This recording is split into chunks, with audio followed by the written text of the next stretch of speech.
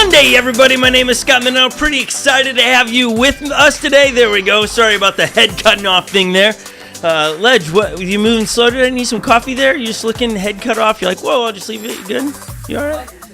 Oh, really? Okay. Hey, welcome to Unlock Church Online. If you're brand new around here, this is where we talk about things that make your life better, make you better at life. I promise you that. We have heaps of people in here. It's a beautiful day in Minnesota. We just coming off a massive trip to Eureka Springs, Arkansas. We're going to cover that. We're at an event called Dirt Surfers right there. We got my good friend Joey over here. What's up, guys? Joey, today when you walked in, you know what I thought? What'd you think?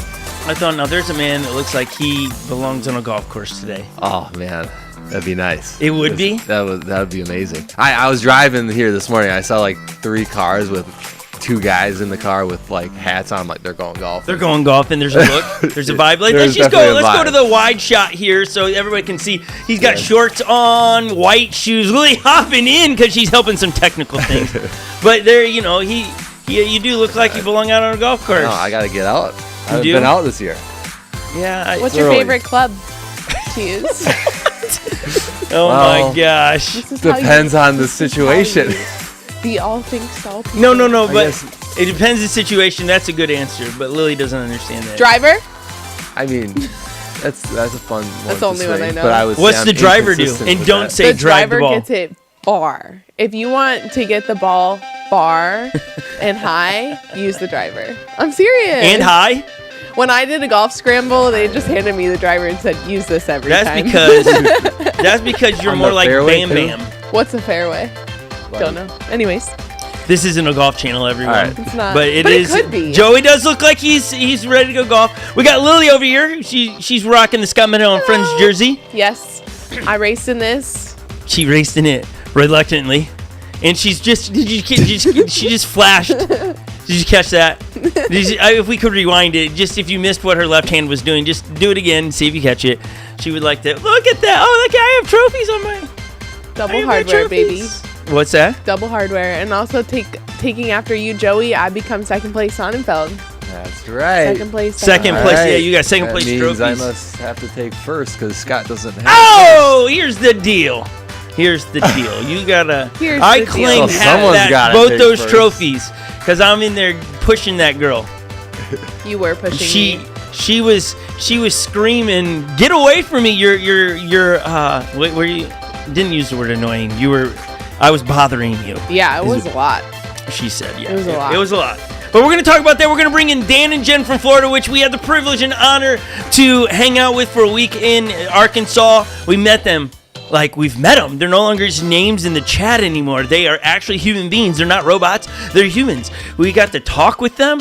We got to do a lot of activities, a lot of fun activities. Like, we'll talk about those things.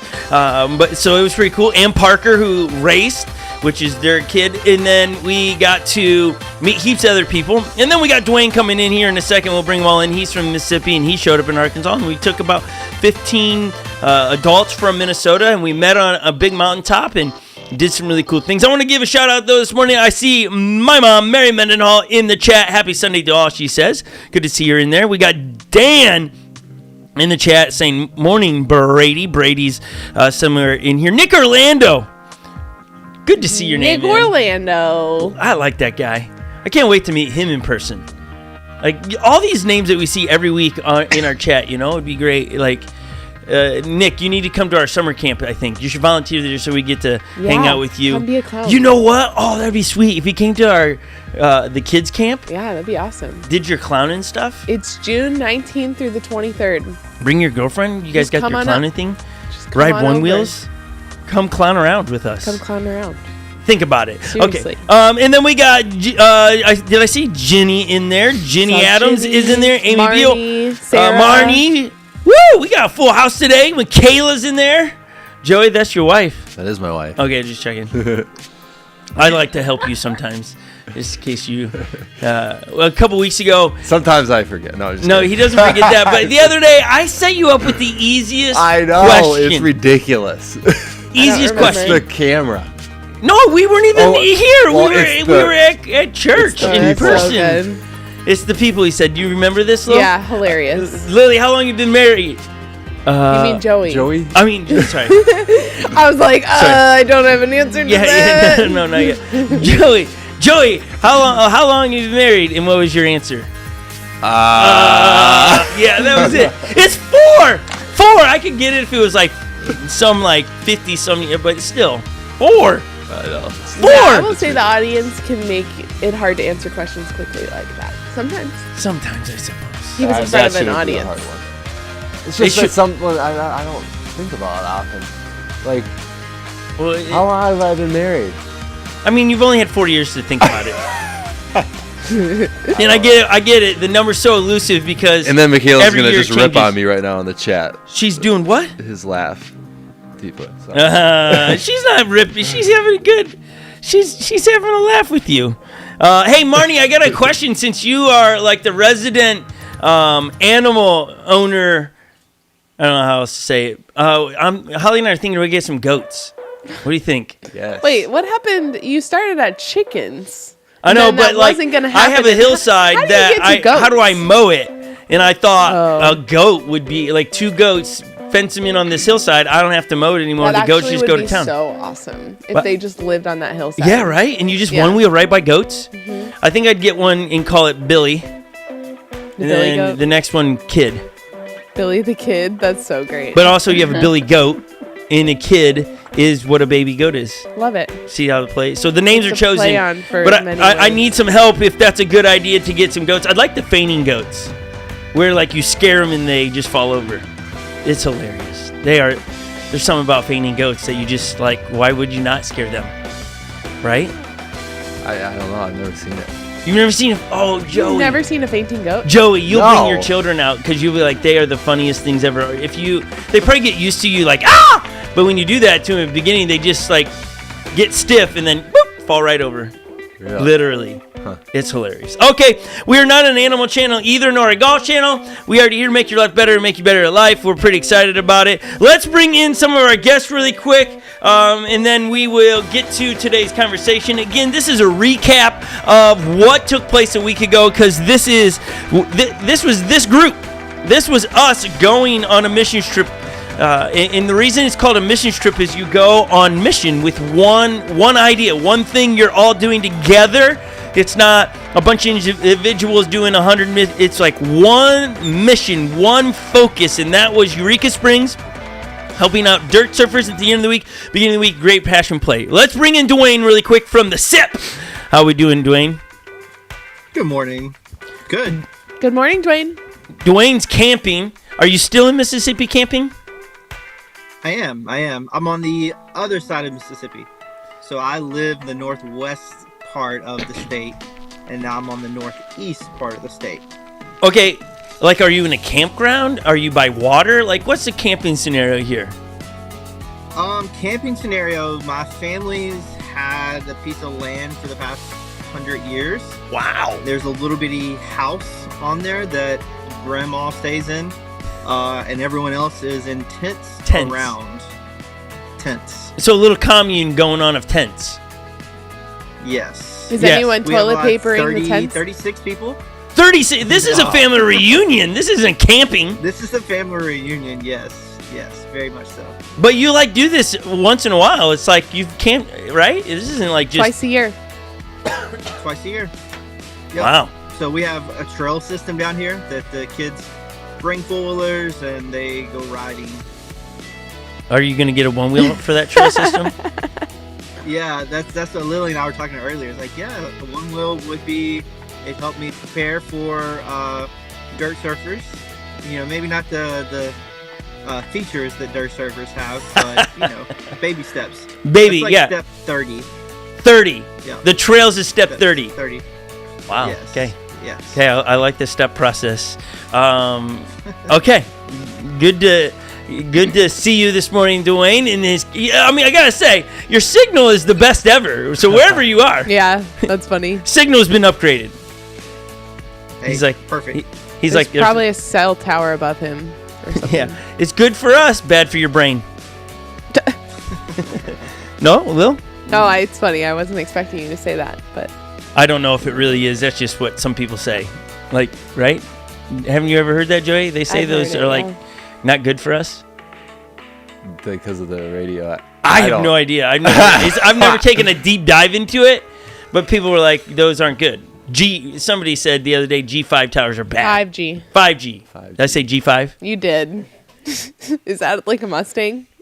Yeah, Yeah, sure. I don't. What am I don't- thinking of? I don't know. It's fine. Moving can- on. moving Who on. else do we have? Oh, hey, Lily would like to move on. All right, Lily. Oh, you can hear Jen chuckling back there. She's right. It reminds me of we were sitting in a circle and Parker goes, yeah, so like are we gonna do devotion tonight because it's getting pretty late. Lily finally has another female. Yeah. thank Let's go gosh. ahead. Let's bring them in. We got Dan and Jen from Tampa. How we doing? What's up? What's up? Hey. It is awesome. Like I've met you. I feel like I've met like some celebrities, and this is amazing. For those who are at home watching, you see their names every Sunday. I can't think of like if they've missed a Sunday, it's like one in the last like 2 years or something. Their name's always there. They're very regular, and they have 2 children. We met one of them, Parker. That's who was I don't really know why. He either was really tired that night, but it stuck out to me. It was awesome. I know he probably felt like, oh, did I say something wrong? I thought it was hilarious. But Parker, their son, awesome to meet him as well. He's hilarious. Oh my goodness, he's hilarious. He's just very witty. So, Dan and Jen, have you recovered from the mission trip? Yes, recovered from the 2,300 miles, 34-hour round trip. And I would do it all over again in a heartbeat. 100%. Yeah. That's awesome. Love that. It was a trip. I'll tell you that. It was so much fun. It was again, I'll probably say this 100 more times. Such an honor to meet you guys and then work side by side with you guys doing various projects that really we've left the property looking better. And so many people have talked about the dirt surfer side of things. So it was one for the memory books, right? Okay, so here's what we're gonna do. We every night, for those that are watching, every night on the mission trip, we would do a rad, which was your highlight of the day, and then give props to somebody, meaning propping them up, saying I saw that this individual had a great attitude while they were doing this, or whatever it was. Just that's how we did every night. We came around about 8 o'clock, and we would sit around in a circle and just chat with each other, which was so much fun, catch up with the day, because we were dispersed at times across 670 or 67 acres. And so at times you didn't know what other people were doing. You're hearing what they're doing, but you didn't get details. So at night you came around and you talked about what you're doing. So I'm going to ask the rads in a prop from Dwayne and Jen and Dan of the whole trip. All right, and then give a prop to, and they might not be watching today, but who you look back and go, oh man, this moment was awesome when this person did that. And so we'll start with Jen because ladies go first, and I know how you like to speak in front of people, and so Jen, what would be over the week one of the biggest rads for you? The biggest rad for me was, I guess I would have to say, was meeting everybody. But when we first arrived, nobody was really there yet. And I remember seeing Holly from across the parking lot, and I just ran to her screaming and gave her this big hug. It was amazing. Oh man, I missed that. I didn't even. Yeah. I got put to work straight away. There was no. Like literally, we thought we were coming in. I think I told you this, Dan, right? We came in thinking Monday was going to be a chill day for us. Drove through the night. We're going to get a sleep in and relax. I did one lap on a trail, bumped into Nick from Dirt Surfers. He's like, I want to show you an idea, and then went straight to work. Abijah and I worked with our helmets on, knee pads, and all that stuff. We got straight to work, so we missed you guys pulling in on the mountaintop. I didn't even know that happened. How about you, Dan? What's your rad from the whole week? Oh man, too many to count, but I will say one of the coolest and unexpected, you guys kind of taught us at all the meal times we do that game like this. Mm-hmm. Well, once we finally did it the one time, and that one guy that worked on the property, Jamie, was just sitting down on the other side of cafeteria eating by himself. He heard everybody chant, sing, sing, sing. And he's like, okay, God, you must be talking to me. Although he was not even in this whole thing. He got up, walked over to this piano, and started just playing his heart out, singing his heart out. The entire cafeteria went dead quiet and just had that praise and worship for like 15 minutes. That was awesome. Yeah. Totally unexpected. And he just thought, hey, God, you're giving me a nudge. Nobody knows I can sing. Kent, who runs the organization, didn't know. Really? That was awesome. Correct. Yes. Yeah, and when you say this, like I don't even know how to communicate the story for everybody that's watching today. He could sing and play really well. It wasn't like, beginner style playing or singing. It was captivating, I guess would be the word I'd use. It did stop. We were all eating and everyone stopped, started moving forward in the room and had their own moment of just worship, singing along. It was really powerful. Like, That's awesome. I don't know. I just don't know. I don't know how to tell a story any different than that for people to get it. It's like one of those things. You just had to be there for it, right? There's no other way. No video footage of it would make any of the feels that you had. It was cool. I didn't know the story why he sung. I thought he came in through a back door, right? Because to me, I'm sitting there eating and messing around at dinner, and all of a sudden he just starts playing. I never saw him move. It was just like he appeared. To hear him think when we played the game, and as Dan was talking about, we do this thing as a family, and we took it to the mission trip. You sit down at dinner, and someone just puts their finger on their nose. The last one out of the entire group that puts their finger on their nose has to sing. And because it's like you missed it because you're shoving food in your mouth, so you're being a pig. That's really what it is. And so you got to sing. So you start chanting, sing, sing, sing. And I had no idea that he heard that as God saying, hey, get up there and sing. That's awesome. That's really awesome. How about you, Dwayne? What was one of the highlights for you or the rads of the week?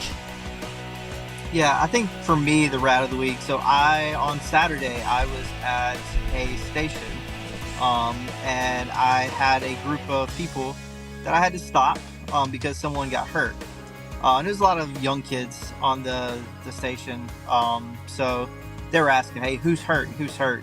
And I was like, I'm not going to tell you the names because like that was just be offering information. It's like, if you're worried about someone, let me know and I'll let you know whether they're safe or not.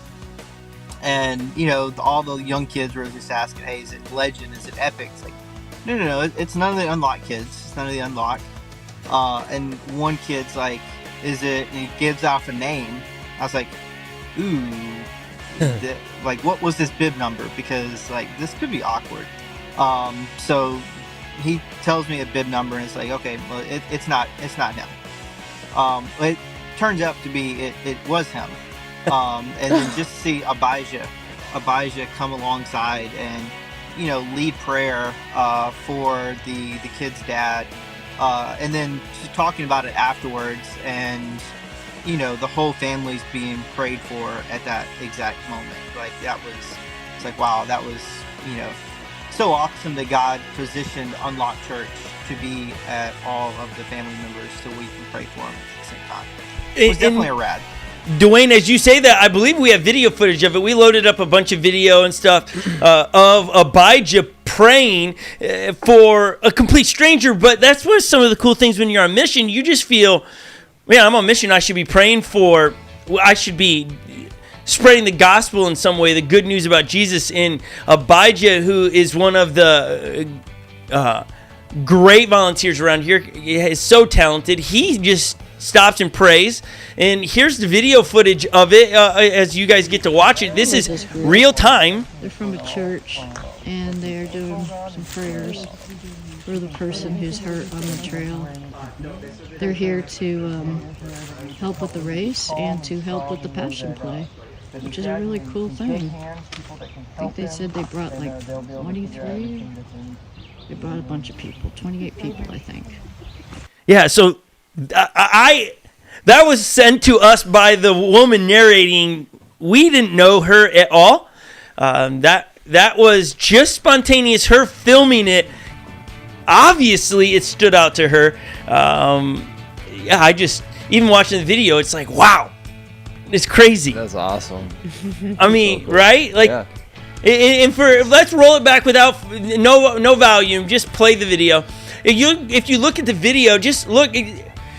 You know, Abijah's got the Scott Mendenhall Friends jersey on. There's a couple other, like I see Greatness back there. There's just a few. Dwayne's in the red shirt. So there's a few of us from the mission trip right around there. I think Epic's right there. That other girl in the bright color, she was in my division. We didn't know her. It's pretty cool to just see Jaden. us huddle around and wow, it was pretty cool. Yeah, that's It was, and then the wild bit, and Lily, you have a bit more onto that story, right? Yeah, I do. This is one of my bigger rads, actually. So while Abijah was praying, I was down on the base of the mountain with the kid's mom.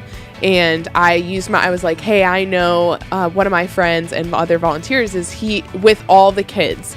And he's probably with your son if you want to be the one to tell him that it's his dad that broke his foot.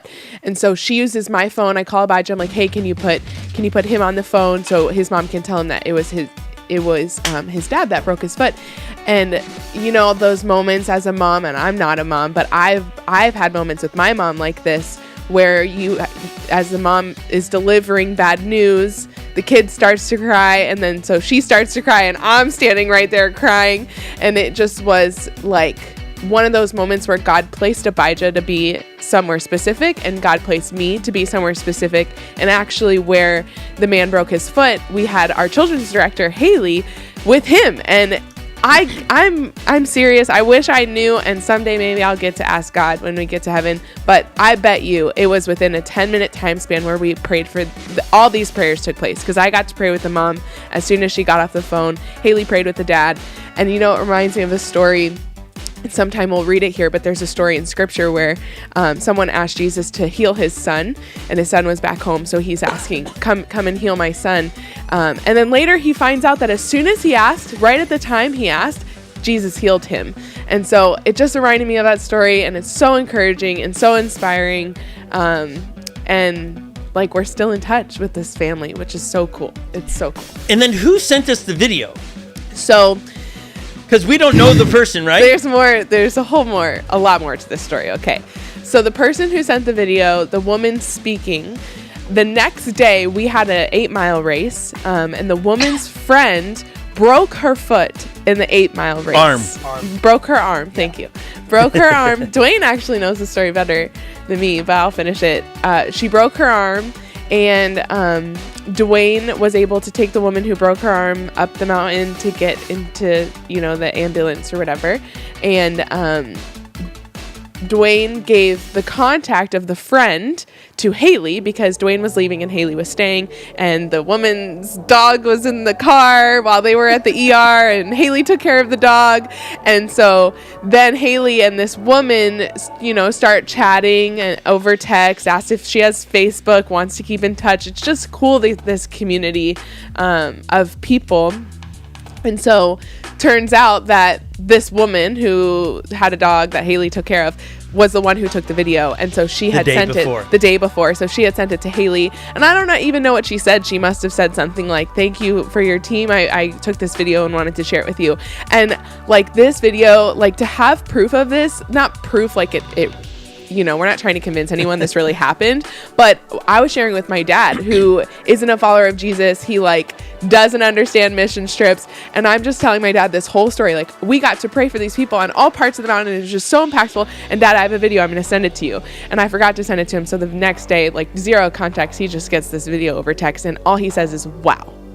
And it's like, I hope that video can impact so many people. And I hope that you guys, you watching, go share the story. Go share what this church online did, because if it were just for that family, it was so worth it. So it was awesome. Cool story. Yeah, I think the fact that we prayed for an entire family unknowingly, but moved to pray for them, nudged in our heart to go, we should be praying right now. what a cool thing to be a part of. And then Dwayne, as you're helping the lady, like when we're talking about broken arm, right? If I understand correctly, it was broken. Like there was no question it was broken, right? Yeah, there's no question. Like it was between the elbow and the shoulder where it broke, like the large bone. Oh wow. So was bones, it but, yeah, she the large one. had she fallen? Did she tell you what happened? Because we never got the full story. Yeah, she was like 20 feet from the finish line and fell. And so like Abijah was there with her again. Abijah was everywhere. But Abijah was with her. He's the one who called. Yeah, he's the one who called. So yeah, it was bad. Like it looked really bad. Didn't she finish the race? She finished the race. I was like, so hey, great. Next year That's you'll be able so to say, great. hey, I finished this race with a broken arm. Yeah, she got first place. Yeah. She got women's. first place. Yeah. First place with the broken arm. In not in the pro division, but in her division, she got first place. Wow.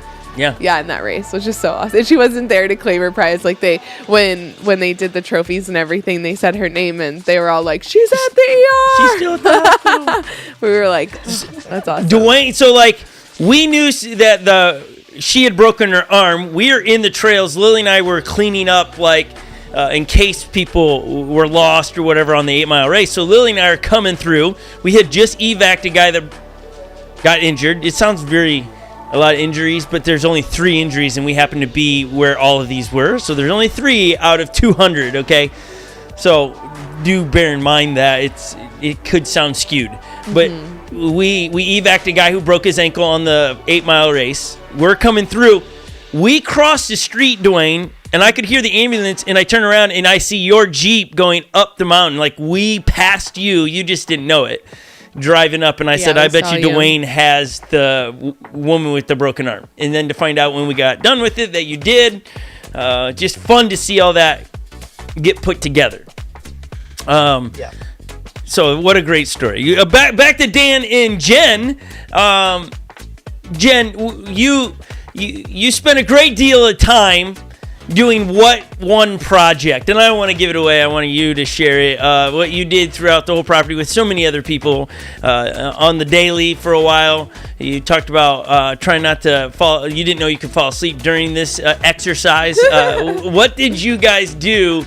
But what made you not complain about doing it? So I set it up in that way so you can tell her, like, what was it? It was really exciting. We got to pull weeds the entire time. But we didn't complain.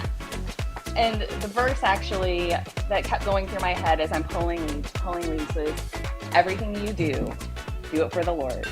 So I was pulling weeds for the Lord the entire time. And people would come by and say, wow, you guys are working really hard. And they're seeing us, we get to tell the story of who we're with, and I got to talk to a few people and point them toward Unlock Church, the link, because, it was the first time we got to meet everybody, and they just thought it was so cool that we came all the way from Florida, and you guys are in Minnesota. We had people in Mississippi. It was really awesome to share.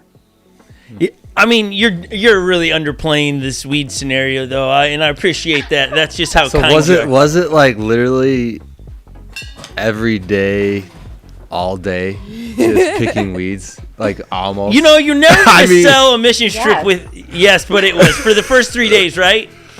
First 3 days, it was weed pulling for a portion of the group, and they thought that one section that we were going to pull weeds, which was by the big Jesus statue, they thought that would take the team a day and a half. Well, they got it done in like 3 hours. So then they just kept taking the team that was on weed patrol and moving to another section that they thought would take them all day, and they just kept knocking it out. So then it just turned into where they were pulling weeds for 2.5, 3 days, and eventually, this was what was so funny. Eventually, not one person on our team's complaining about it. They're all making fun of it, the scenario they got going, and how they didn't know that literally you could be almost falling asleep while pulling weeds. Yeah. The people that are on premises that are in charge of the job start going, we're done pulling weeds. We're not going to do that anymore. I've had too much of it. They're the ones that stopped it. It was one of those things I just felt like they were waiting for us to crack, where our team would go, okay, we don't want to pull one more weed. But they cracked first, so that was really fun to... I mean, it did look pretty trashy before. I mean, we're talking about weeds that were like a foot tall. And this is like in front of the Great Passion Play. Yeah, it was... Like... It wasn't... It was everywhere. Yeah, it wasn't a good first everywhere impression. that were weeds. Right, Jen? It was... I mean, it looked overrun before you guys started doing what you're doing.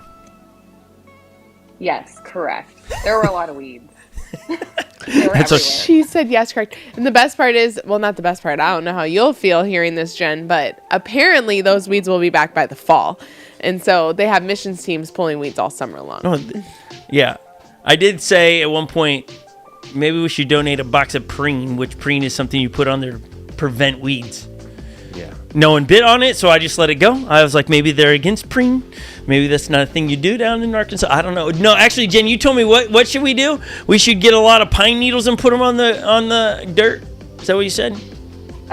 Yeah, for the garden area, you can use pine needles to help keep the weeds at bay. Yeah. We do it in our garden. And it looks pretty. Yeah. That is, and I try to tell Jen this because when I lived in Florida, it's all over in Florida. We don't do that here. Our pine needles, it's like, right? I've never come across it here. I don't know why we don't do it here in the north when we have all the trees. No one? I have no idea. I'm looking to Lily and Joey, and they're just like, can you just buy pine needles? I did plant you have some to just, like, seeds though in my garden. peel a tree. This is too much. I don't know how they do it. Down there, somewhere in the south, they got it going on, though. I did yesterday on a run. On a run yesterday, I saw somebody took their grass clippings and put it around. And I was like, okay, that's like kind of like what Jen was talking about, but it's just grass clippings around. I felt like that's probably not what you're trying to... Nonetheless. We're covering a lot. How about you, Dan? One of the other bigger moments for you besides a highlight, but that just stands out for you, that you're like, I need to tell people that are listening, maybe on the fence about a missions trip in the future. What is another thing for you that just you're telling your family when you got home, oh, we did this?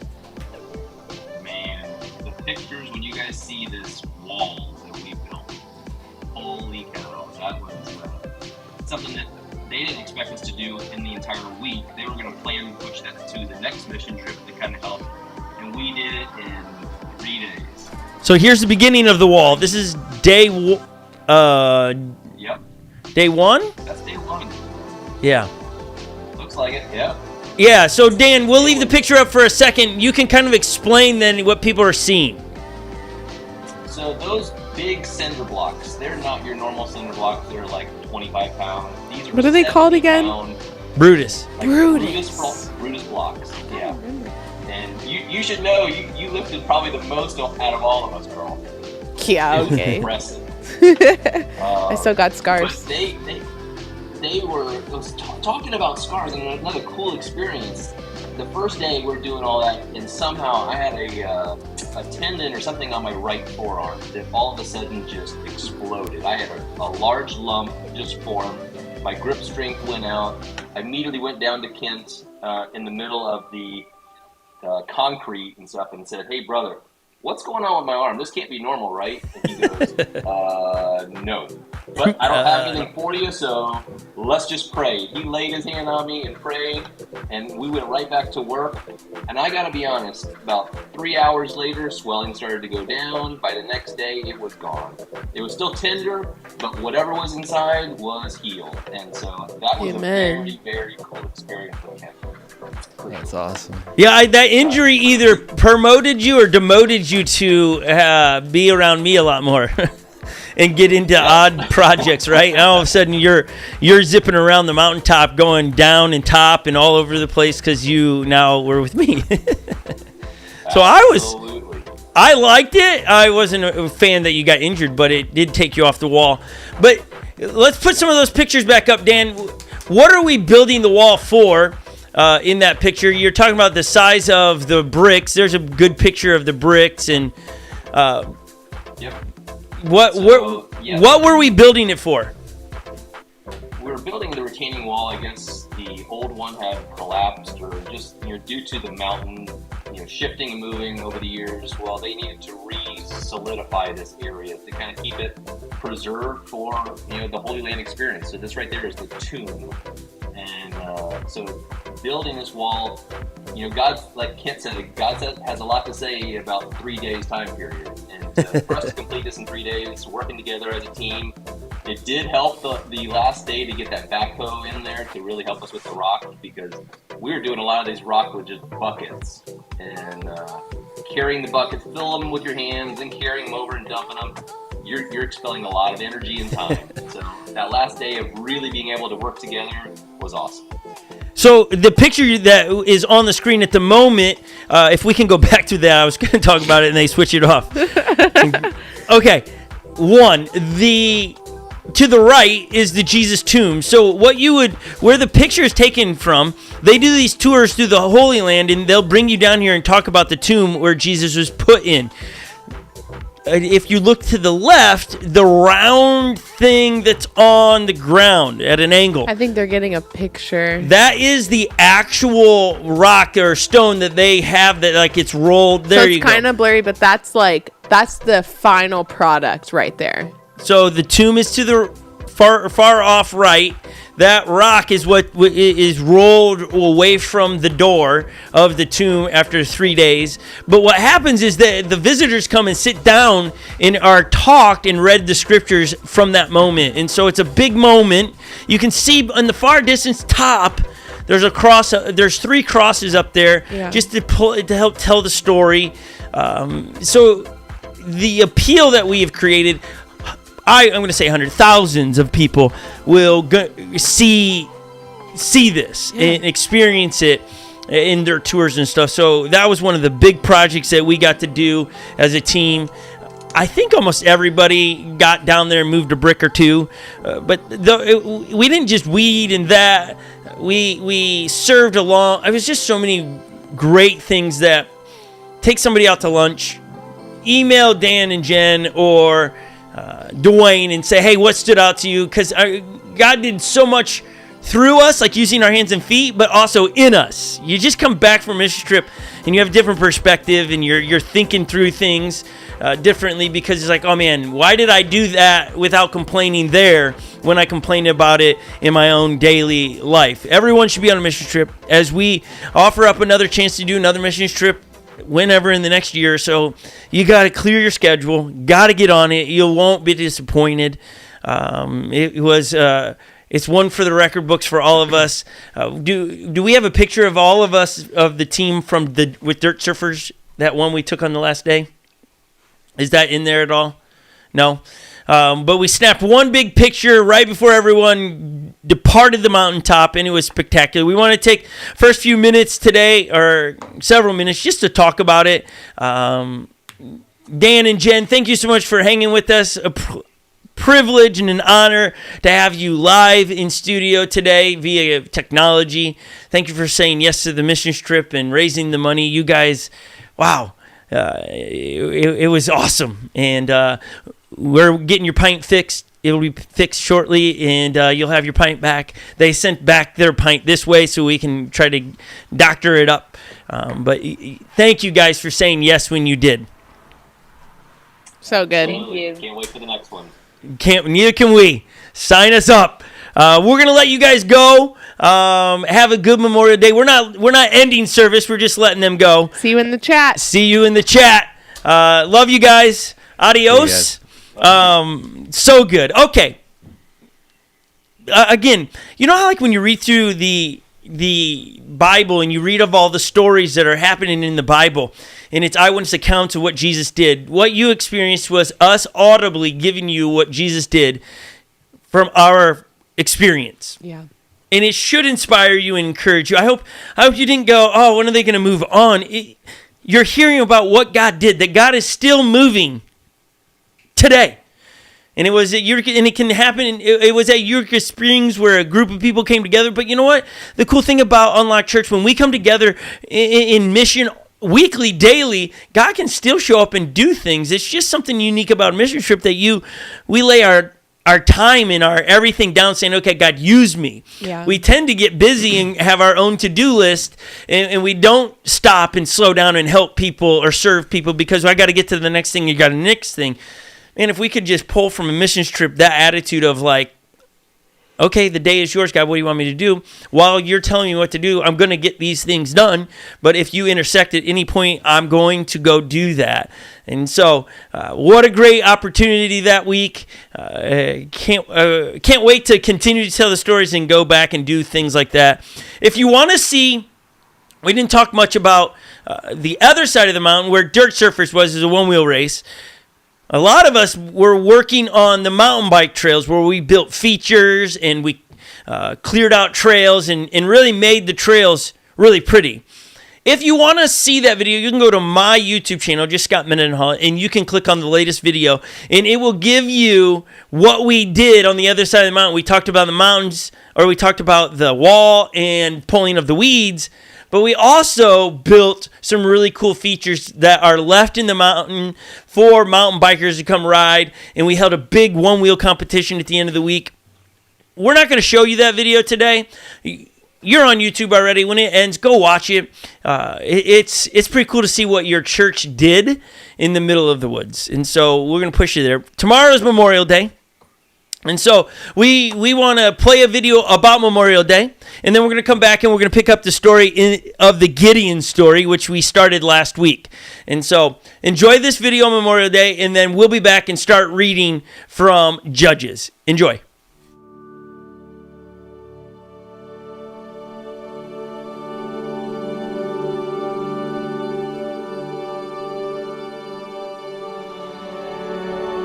My fellow Americans, Memorial Day is a day of ceremonies and speeches. Throughout America today, we honor the dead of our wars. We recall their valor and their sacrifices. We remember they gave their lives so that others might live.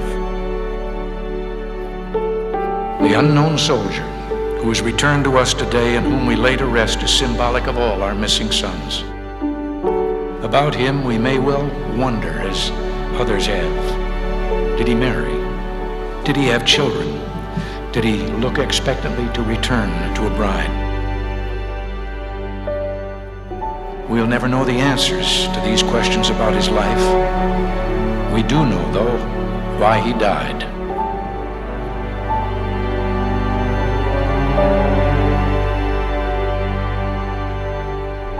He saw the horrors of war, but bravely faced them, certain his own cause and his country's cause was a noble one, that he was fighting for human dignity, for free men everywhere. Let us, if we must, debate the lessons learned at some other time. Today, we simply say with pride, thank you, dear son. May God cradle you in his loving arms.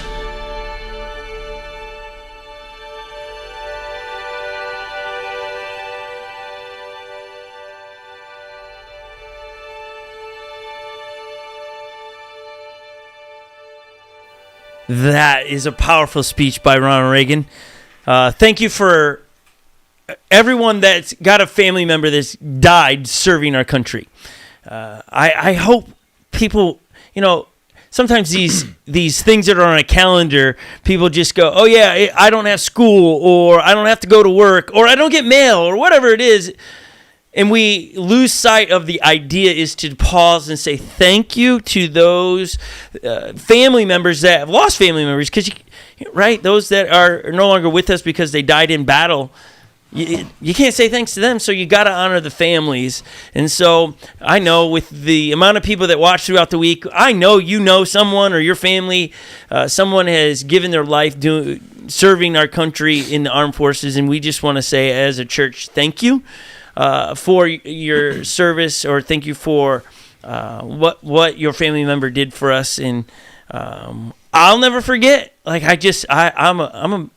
I'm a patriot guy. I got the American flag tattooed to my arm because I love where I live. It's not perfect, and I love those that are in the armed forces fighting or giving up season of their life, and ultimately some the biggest sacrifice of their life for my freedom. And I don't want to take that for granted, and I hope you don't. And so take a moment to write a post or something that just says, thanks for, be kind. Take a moment.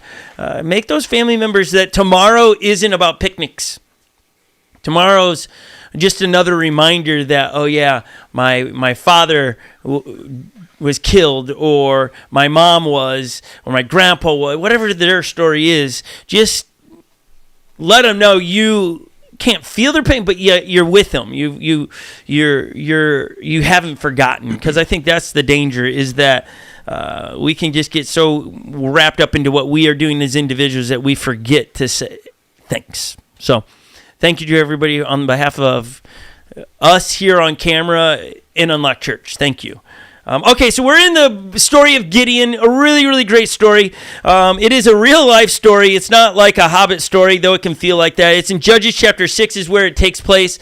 The reason we kicked this off last week is because where we were down in Arkansas, as we've already alluded to, they do these tours through the Holy Land, they call it, and it's different moments of scriptures that have been brought to life on their property. One of them is the threshing or the wine press where Gideon was threshing the grain.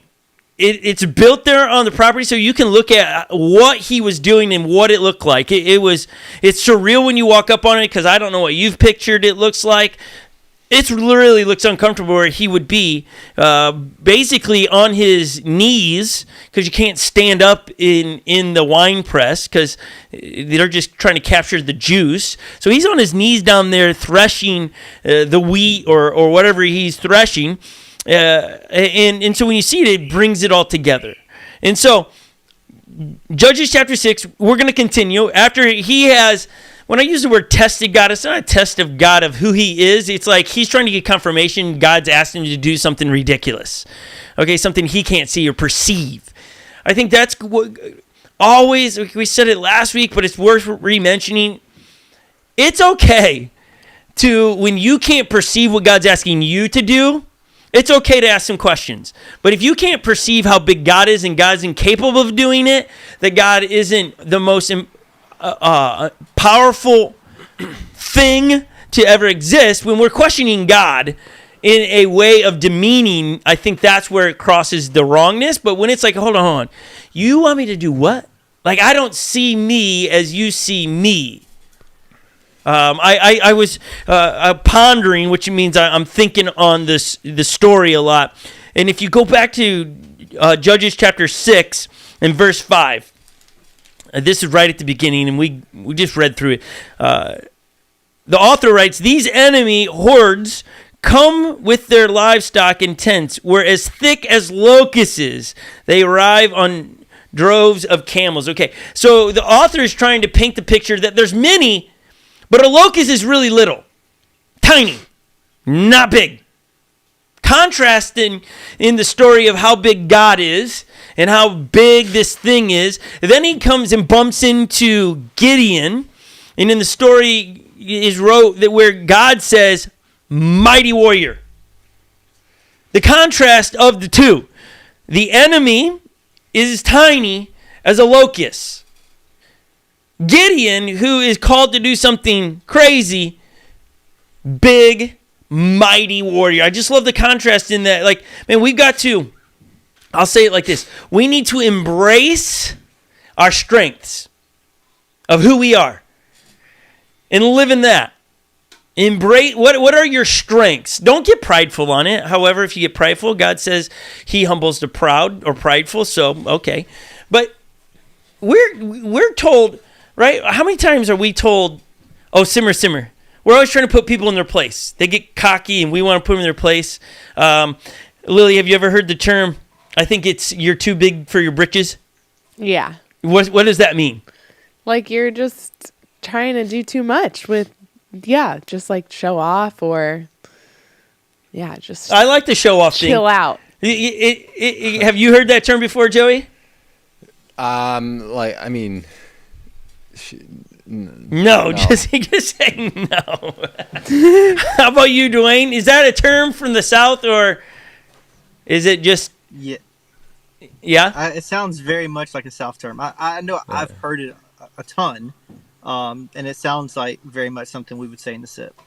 Yeah, so you tend to reserve those statements, right, Dwayne, to a young person that's like getting a little bit of confidence in themselves, a little too much, and now you're like, oh, you're getting too big for your britches. Why is it, as a culture, do we want to put people in place when they're getting confident?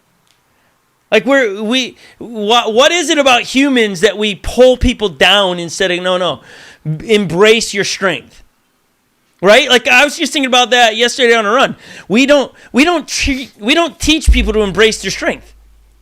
We teach them the opposite. Work on your weaknesses. Oh, you're not perfect. Like, and I get all those things, and I'm not looking. But my goodness, if we as followers of Jesus would embrace our strength, what we're great at, and go, no, I'm really good at that, in a humility way, or a humble way, a way of conveying humility. I think, a young teenage boy definitely doesn't know how to say what they're good at with humility. As I have two teenage boys that, they are confident in a lot of things, but they don't say it with humility. You just said, "Oh, I'm the goat." I'm the goat. I'm the goat. Legend just said, "I'm the goat." And you just want to go, right? There's something in you. Go, I gotta knock you down. See, every story loves a silent killer. Just come in the back door, Legend. Surprise everyone. Don't let anyone know you're there. So how do you teach? Yeah, but hold on. Even that statement, unless I'm reading it wrong. Well, it's just like, as opposed to being like, I'm the goat. But I'm why? going to demolish everyone. Well, because I see pride in that. Or does it so just... what's the right delivery? Or... What's the right delivery? I don't know. I'm not... Right, that's what I'm saying. Like... But is that... Better to... For me... Like, I don't go into the gym and be like, everyone get out of my way. I train with the team at semis and, like, they're winning. I just go and do my thing and then, like, that's it. And so it's just like, I use what God gave me. I use it to the best of my abilities. And I say, did I make you proud? And I don't diminish myself for it. Yeah. But I think even when we're trying to teach a young person, and again, this is a live conversation, so I don't have, is that not teaching them to live in their confidence or what they're good at? Like, we want people to be less confident in what I don't want you, Joey, to be confident in what you're doing because you make me feel less than. That's really the struggle. Right. When you hear somebody being confident. But that would then say, like, people would be bringing them down, like, not encouraging to go get it.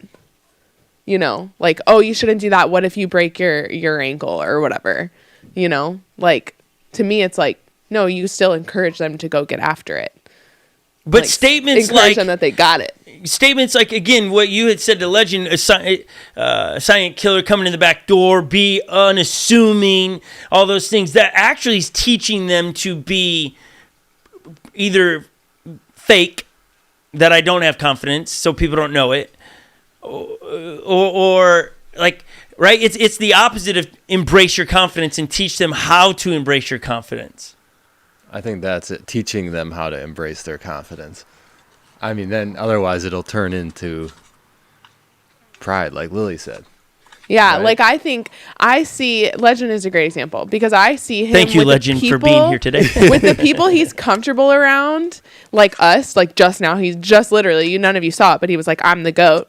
He is not, like, I watched him at Dirt Surfers. He is not doing those things around the people he's competing against, and he goes in and he puts his head down and he does this thing and he's so good at it and he does well, and then all of a sudden you start to hear chatter from people that I've never even talked to. Legend, he's wearing the Scott Mendenhall Friends jersey too. He is so fast, and then all of a sudden it's just like they're realizing it and he got to do it and do it well, and not like in a prideful way. You know what I mean? I didn't feel like he was prideful in the race at all. From my like what I saw, I could have, from my perspective, I feel like you did a really good job, Ledge. So Yeah, I on the humility pride side of things. right.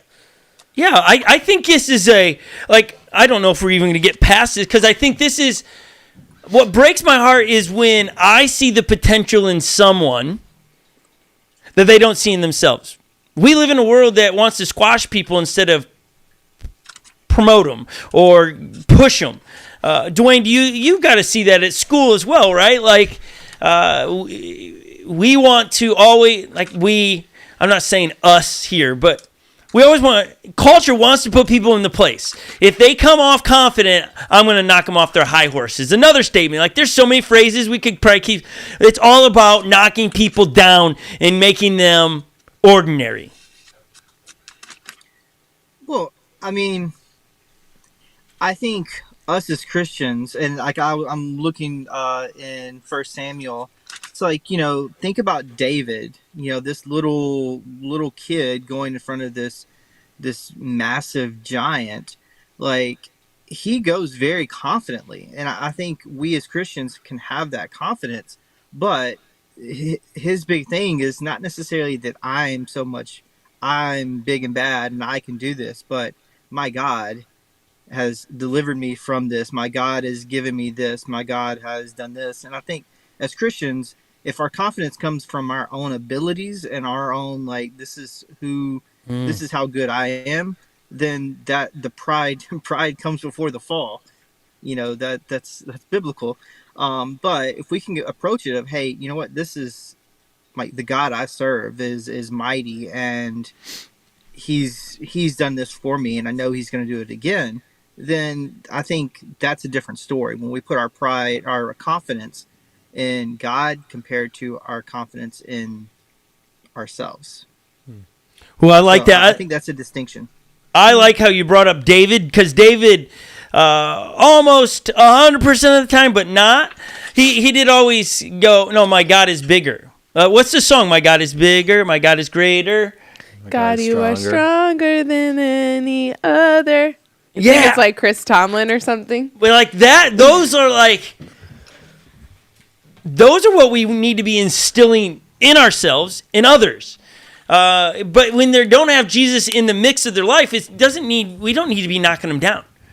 Like, we have Gideon here who is questioning himself. He starts going, he gives his resume of why he's the least. Gideon's embracing his weakness. He's living through his weakness, not his strength.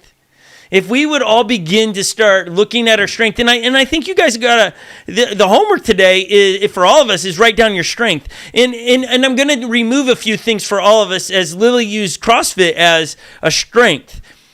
Her ability, my ability to do these athletic things, they're not even on, they can't be showing up on the strength category.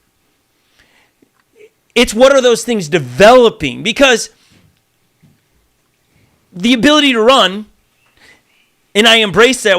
That's not what I'm talking about. I'm not talking about, but what are the qualities to get in a gym every day that Lily possesses? What are the qualities to go run an absurd amount? What is that? There's where your strength is, not what you're seeing it physically produce. Does that make sense when I say that?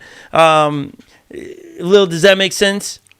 Yeah, I think that people just see the outcome and people see the end goal, and they don't see all the hard work that it takes to get into the gym. I mean, there are times when my motives are not right going to the gym and they are not healthy. And that could mean I want to look a certain way or I want to keep up a certain whatever that I feel good. But the truth is that it should be from a discipline standpoint. And that discipline is just so hard to continue. And that's what people don't see. They don't see the discipline that it takes. And it's hard work.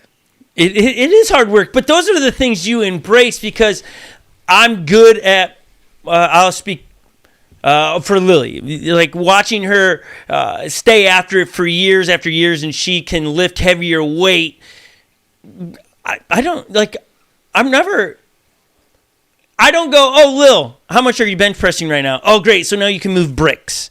It's Lil, the team needs a little bit of pick me up. I didn't say it like this, but when we were out there on the mountaintop and she hadn't been down there in a while and it was like day 2 or 3, I was like, Lil, and she even asked, can I go down there? And in my mind, I was like, I'm sending you down there because you're going to bring fresh energy. You're going to bring a perspective. I've seen you prove that you're not going to quit and go, oh, it's too hard. I don't want to do this. My fingers are going to get cut up. Nope. She went straight to work. And those are the strengths that I've seen in her being developed.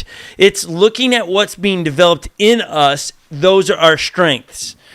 And it's not living in our weaknesses, but our culture wants us to live in our weaknesses, who we are, in our lack of confidence instead of our confidence in who God is. Proverbs 29:23, pride brings a person low, but the lowly in spirit gain honor. So what does it mean to be lowly in spirit? You got ahead of me, Lil. Well, that's just what I think of. Like Jen Like put in the poor chat. spirit? What's Poor. that? Like he said, like is that poor in like poor spirit. Lowly in spirit, poor in spirit. Jen put in the chat. A lion doesn't need to tell anyone he's lying. I like that. Like other people are gonna say, like, right? Like other people are gonna point out greatness inside of you instead of you saying I'm great. Yeah, and this isn't, see, I think this is fair in this conversation. I think if Legend goes around and he says it at the dinner table and our house is a safe spot, so I want him to be able to say he's to go, and I laugh at him. I think it's great. He's embracing it. But if that is how we behave, like get out of my way, I'm the GOAT, the greatest of all time, well, then that's where people want to knock you down. But if you are, and I think Lily was alluding to it, just on the spot, sometimes we all come up with our analogies and they're not well-groomed. Silent killer, kind of like, is what Joey's kind of saying is like, you're unassuming. Oh, I didn't know that. I think you need to walk in with a confidence and not unassuming. Don't you think unassuming? See, I see unassuming as in a different way. Then Unassuming. I don't even know what think you're talking about. unassuming is you know it, but you're not making it known. That's how I have always understood that. I could be wrong, so I could be totally off on that. Like the confidence you walk in, but you're not. Making it known. I think of Mercedes and Austin. They're unassuming. They know how good they are, but they're super humble, and they don't come in into. They're such like, good racers. I think they're unassuming. Me even just saying this, I feel like is not being humble. So it's like when I was like playing basketball or football, like I never said like, well, I guess in family maybe a little bit, but like overall, like it was like I never talked about like how good I was. Like I don't remember a time where I'm like, yeah, I'm like, now in my head I'm like, I'm gonna prove I'm better than this person, or I'm a good basketball player, or I'm elite. But like that was more internal. I don't think I was like saying it to the world like, oh yeah, and people are like friends, that. like I'm the best. Right, people are like that. Yeah. Outwardly. Right. But is that unassuming? Is what Joey was explaining? Unassuming to me, like again, on this topic, where I'm trying to like steer us. It doesn't work for where you're going. Is that what you're saying? No, I just think unassuming is we're teaching people. It breaks my heart as working with people for as long as I've had, how many people can hide in going, I'm trying to be unassuming, they just don't believe that they are.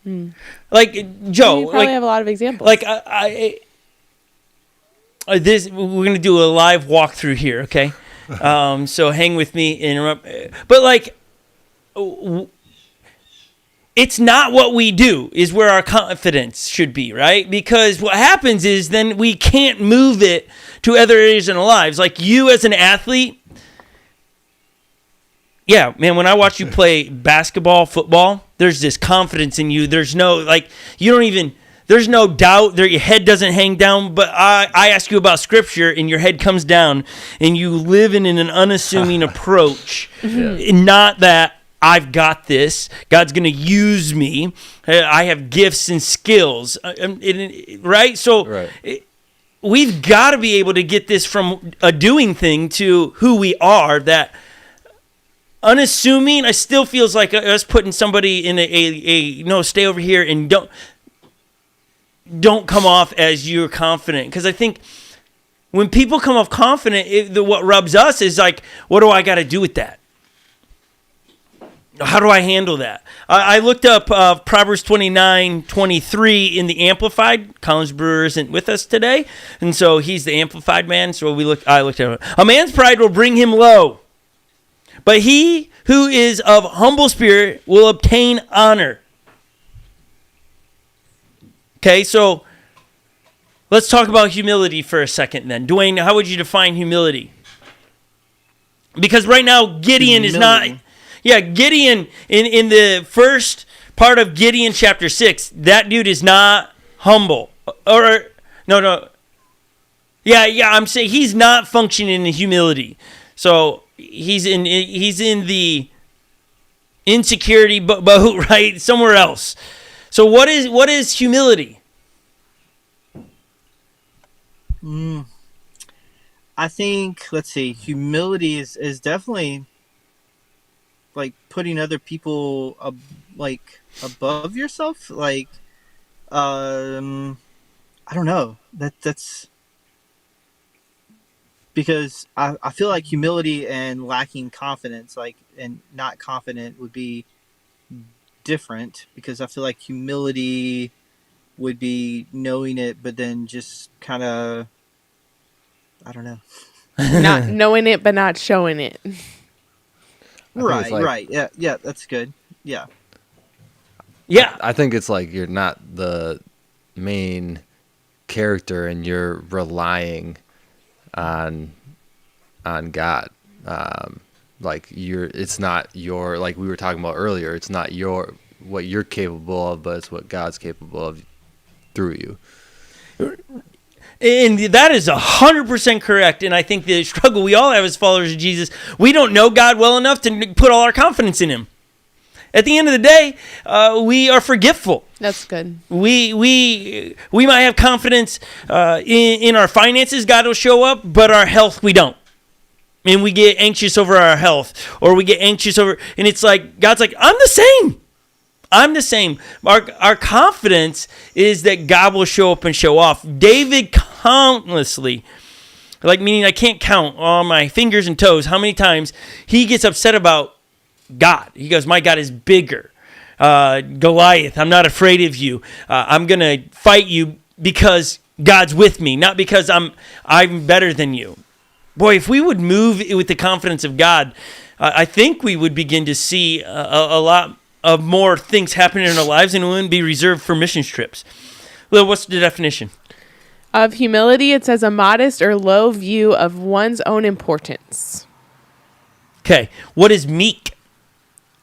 Right, because doesn't Jesus come along and he says, the meek shall inherit the earth? Quiet, gentle, easily imposed on, submissive. Does that sound like that's what Jesus is talking about? In ways. Submissive, I think. Yeah, but the second part, what's the second? Easily imposed on, don't love that. Yeah, that sounds like... walking all over. Yeah. Yeah. That's not what Jesus is saying. Right? And we read, it's the Sermon on the Mount where Jesus says, blessed are the meek, for they shall inherit the kingdom of heaven. And then he also says, blessed are the poor in spirit. And he's referring to two positions of the condition of the heart. Yes, Lil. The Greek word translated meek is praeus and refers to mildness, gentleness of spirit, or humility. Back to humility. More humility. Okay, here is the definition, and I kind of always put them together to two. Meek and humility, very similar. They are tied to. Meek is understanding I am not the main character in the story. When we stop living like that, we begin to walk through life differently. But we so many times get caught up, I'm the main character to the story. The main character to the story, our story, is Jesus. That's the main character. That's it. Now, it takes a lifetime to understand that, unpack that, but when we understand Jesus is the main character and I'm a supporting role in telling his story, therefore I'm going to go away with my strength, my ability to, whatever it is, comes from God. The mindset of what Jen spoke about, pulling weeds, when I'm doing something that's sucky, like pulling weeds for 3 days straight. I'm going to do it as working for God. What is that? It's understanding I'm going to be meek. The story's not about me. It's past me. It's bigger than me. Yeah. Yeah, and I think, like, I know that some people struggled with this at times of, like, I am more qualified than pulling weeds. I'm sure that thought crossed minds and is like, I want to use my gifts. I want to be able to be on the ground making a difference. And I think the enemy can get in someone's head. And the enemy uses pride.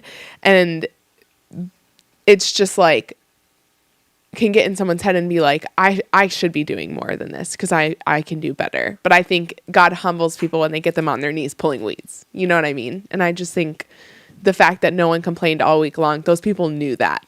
Those people knew that they weren't better than this, you know, which they are. Like, you can do much greater things, but it doesn't mean that we're always doing much greater things all the time. Yeah. So, pride. Before we end this today, what is the definition of pride then? Humility, we're saying, is, and it's a work in progress title. Remember, we would say, and I think this goes well with what you're trying to get at, but humility is not thinking less of yourself, but thinking of yourself less. So it's both parts. You can't think less of yourself when you're humble. You can't diminish yourself, but you think of yourself less as a humble person. In a way of serving. In a way of serving. If you're out one-wheel racing, you're thinking of your race and you're in charge of your race, but you're also thinking about the people around you, not to not win, but, you know, cheering them on too. The one-wheel community is so good at that. So... a reason why I'm on this with Gideon is, like, the story would be very different if Gideon was, like, on it. Okay, let's do it. But we have Gideon here who is wrestling with his own self, his a little bit of his identity. And especially when we bring up that word identity, it invokes a lot of emotions in a lot of human beings. But I think we have this identity crisis in the world right now because we haven't even taken time. We're so busy looking at other people's lives through social media and all these. We're not taking time to go, wait, what am I really good at? What am I good at? Where are my strengths? Not to get caught in a trap of how awesome I am, but no. I know I can do that. Because when we have confidence in what we're going to do, when God asks us to do it, there's no reluctantness to it. It's like, no, I can't. It's like, oh, you want me on a mission trip? I know what I can do there. I know how to encourage people. I know how to function inside my strength. All the leadership books I read, they talk about, and this is not just one author, this is all kinds of them say, you should spend 80% of your time on what you're good at, and 20% of your time on what you're not good at. But it's reversed. We spend 80% of the time trying to get better at what we're not good at, our weaknesses. And it's 20% on what we're good at. No, we got to flip it. So we should examine in our lives where you can see physically where you're progressing well, you're accomplishing something great. What is in there? What's the makeup in there that you can go, oh, that's where my confidence is. So when somebody says, like, for me, if somebody's like, hey, we got to work all day outside doing this, for me, it's like, I can do that. Whatever you're going to have me do, I can do. I can work all day. I'm not going to get tired very much. Why? Because I've pushed myself running.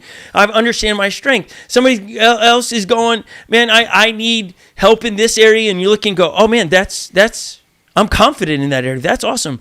Doesn't mean God doesn't qualify the unqualified either. Like, this isn't a always and forever. Look at Noah, asked to build a boat, and he never built a boat before. It was just a willing heart to go, okay. That's where Noah's confidence in God was like, no, I trust you, God. There's going to be sometimes in us that we just trust God. He's taking us into the unknown. But I want us to embrace our strength and not our weaknesses anymore. Be aware of them, but don't live in them. If I lived in my weakness, I would never read my Bible on a camera to go out all over the world. I'm not a very good reader. I'm not a very good anything to do with English. I'm not very good at it. And if I live in my weakness, I would go, I got to creep back. I got to be small. I can't do that. Or I go, no. God, you've equipped me. You've taught me. You've trained me. I'm going to embrace those strengths to keep working at it, keep going after it. And I would rather push you, and hear me, I'd rather push all of us into a direction of getting overconfident, because God says, no, I will humble the prideful. I will humble you. Well, then great. And sometimes it is by pulling weeds or, oh man, I remember I thought I was the best guitar player ever when I was 16, 17 years old, and I was ready to play in front of people. And I was like, yeah, man, I'm the next Dave Matthews. This is going to be sweet. And I got up there, and I just fumbled all over the place. It's forever tattooed, burned in my brain of how bad it was. It was a colossal fail, super embarrassing. And I was humbled. It was like, oh, no, I'm doing this that was for everybody to look at me. It wasn't look at Jesus. And God humbled me in the process. And so, again, Proverbs 11:2, Proverbs is full of things about pride. When pride comes, then disgrace. But when humility comes, wisdom. With humility comes wisdom. Humility is understanding not that you're incapable. But I like where Lily said it a second ago. It's not that we're limiting ourselves. Or less than. We just know that we're less than those around us, that we're here to serve. Jesus came to serve and not be served. Mm-hmm. But our confidence is in God, and that he's put some really cool tools in our possession. So, today somebody needed to hear that. Live in your confidence. Embrace your confidence. Embrace your strength, I should say. What are you good at? What are you good at? Embrace that and walk in that and watch what God does with that. Dwayne, do you have any closing thoughts on that? His phone died. Oh, his phone died. And guess what? They don't have camping power. Yeah, power. Oh, man. So we don't even get to say bye to Dwayne today. No, Dwayne did. He did. He was probably upset at us for us always hanging up on him without saying goodbye. Yeah, this is his really rude, mean to get back. Yeah. He's not even watching right now because his phone's dead. Yeah, right. He's just like, I hope it goes well. Good luck, everybody. I'm back to camping. I bet Elizabeth's still watching, or maybe I haven't seen her in the chat in a bit.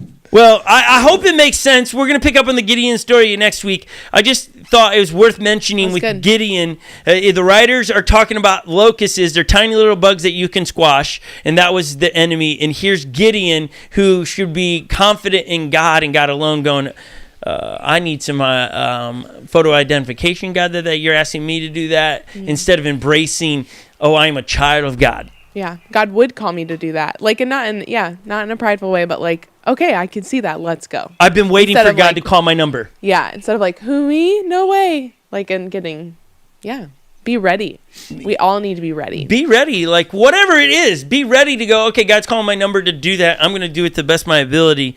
And then watch God use that to spread the good news. When we do what we should do, it spreads the good news. Meaning when we respond correctly to what God's asked us to do, in a confidence of God's calling me, I'm going to knock this out of the park. When we knock it out of the park, it's not a fake like, all glory to God. It is, look at what God did. Look at what God did. And so I hope it makes sense. I hope that helps all of us today. If you want to catch up, read Judges chapter 6, and we're going to pick up next week where Gideon now is on his way to do what God's asked him to do. It's a pretty wild story. Let me pray. Jesus, I thank you for everybody that got to share the story from the missions trip to the Gideon story. God, I ask that you would be with the families that this weekend is not picnics and parties, but just a reminder of they're missing their loved one. Just comfort them. Give their family and friends around them the right words to comfort them and love on them. Also, may we start looking at our lives and start embracing our strength. Looking at what are we good at? What are our strengths? Embracing that. And not getting prideful or cocky, but going, man, look at God's put that in me. I'm going to do great in this area of my life to honor the King. May we live a life that honors you in everything we do, from weed pulling to building walls, riding one wheels, lifting weights, and in between. Jesus, we love you. You're awesome. In your name, amen. Amen. Lil, can you tell everyone at home how they can give? Yes, so we provide this opportunity every week because as we're reading about Gideon, there's also places in scripture that talk about being generous and giving back a portion of your resources. You could literally just type in Google, what does the Bible say about giving? And you could read a lot of cool things. And so we always want to make that opportunity available here for you. We make it super simple to give. You can text the word unlock to 77977, or you can go to unlockchurch.com/give. And that is how you do it. It's so simple. Okay, we got heaps of camps coming up. Literally, you should be signing up your middle schoolers, high schoolers for the challenge camp that's in July, and then our elementary kids. And then you should be coming out to volunteer. We've invited our good friend Nick and his clowning abilities to come clown around with us.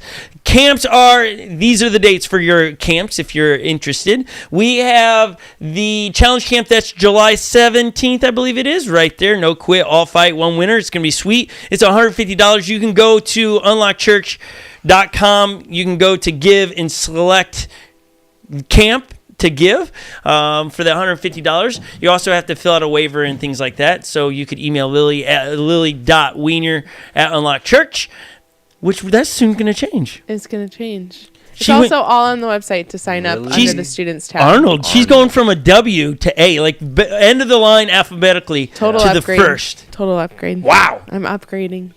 I always like being Mendenhall is one of the best spots to be with the Mendenhall. M, because no matter what way, when people want to get creative, like, hey, we're gonna go reverse order because they feel bad for the one human being that has the last name Zeb or something, that they now get to go first.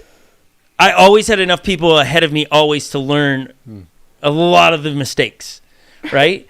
I never had to worry. No one ever goes, hey, today we're gonna be real creative. We're gonna start in the middle of the alphabet.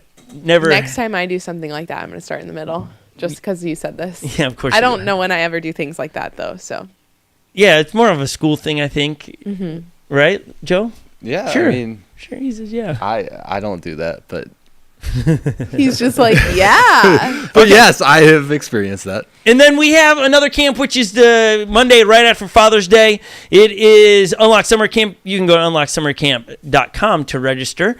Fall 7 times, get up 8. It's going to be sweet. I'm really excited about the events we have planned for that week as well. And then a couple more things locally. Next week, we're having baptism at Unlock Church in our physical location here in the Twin Cities. We're really excited about that. Yes. We're going to try to figure out how to stream it somewhere for you guys to be able to watch.